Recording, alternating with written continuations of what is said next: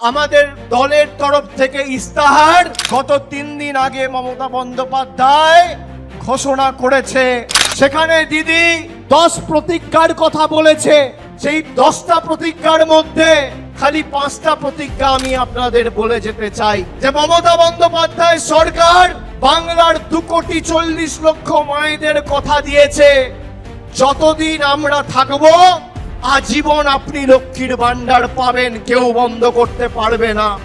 আমাদের দ্বিতীয় প্রতিজ্ঞা, আগামী 5 বছরের মধ্যে সবাইকে পাকা ঘরের ব্যবস্থা আমাদের মামাটি মানুষের সরকার করে দেবে, কেন্দ্র টাকা দিক আর না দিক। তৃতীয় প্রতিজ্ঞা, মমতা বন্দ্যোপাধ্যায় দুয়ারে চিকিৎসার কথা বলেছে। প্রত্যেকটা ব্লকে টাউনে সরকার প্রতি বছর ক্যাম্প করে মানুষের দুয়ারে দুয়ারে চিকিৎসার সুব্যবস্থা পৌঁছে দেবে।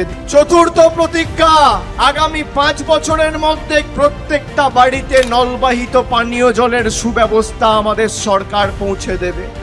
আর পঞ্চম, যারা বার্ধক্য ভাতার জন্য অ্যাপ্লিকেশন করেছেন 5 বছরের মধ্যে সবাইকে বার্ধক্য ভাতা দেবে। এই হচ্ছে মমতা ব্যানার্জির অঙ্গীকার এবং প্রতিজ্ঞা।